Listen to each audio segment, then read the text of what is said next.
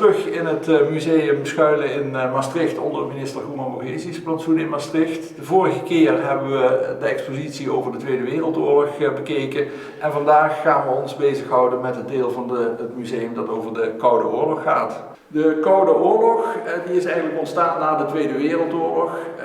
De Duitsers waren verslagen, de Amerikanen of de geallieerden en de Russen waren de winnaars.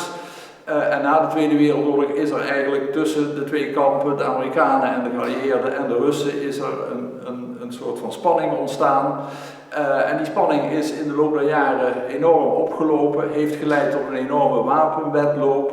En dat die periode, die eigenlijk van de jaren 50 tot in de jaren 80 heeft geduurd, noemen we de Koude Oorlog. En aan die periode moeten we denken als we ons in deze schuilkelder bevinden, want ook in Maastricht heeft men zich in die Koude Oorlog voorbereid op het ergste door een aantal schuilkelders te bouwen of in te richten in de jaren 60. En een van de belangrijkste dingen die men hier moest regelen was dat mensen, als buiten de lucht verpest was met radioactieve straling of met chemische besmetting of met biologische besmetting, dat mensen hier veilig lucht konden inademen.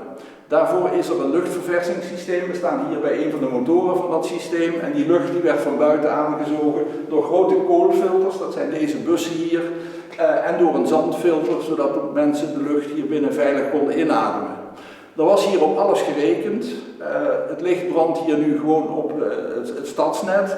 Er was een noodstroomaggregaat.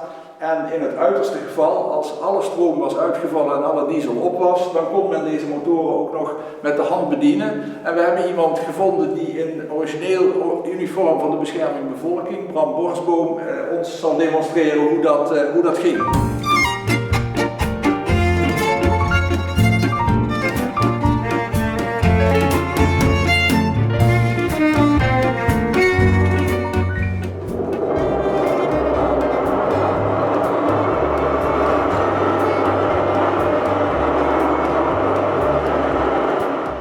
De tentoonstelling in het museum over de Koude Oorlog bestaat ook uit een deel wat wij hebben toegevoegd in deze schuilkelder. Dat is deze lange wand met heel veel papier die we de papieren gedachtenwand noemen.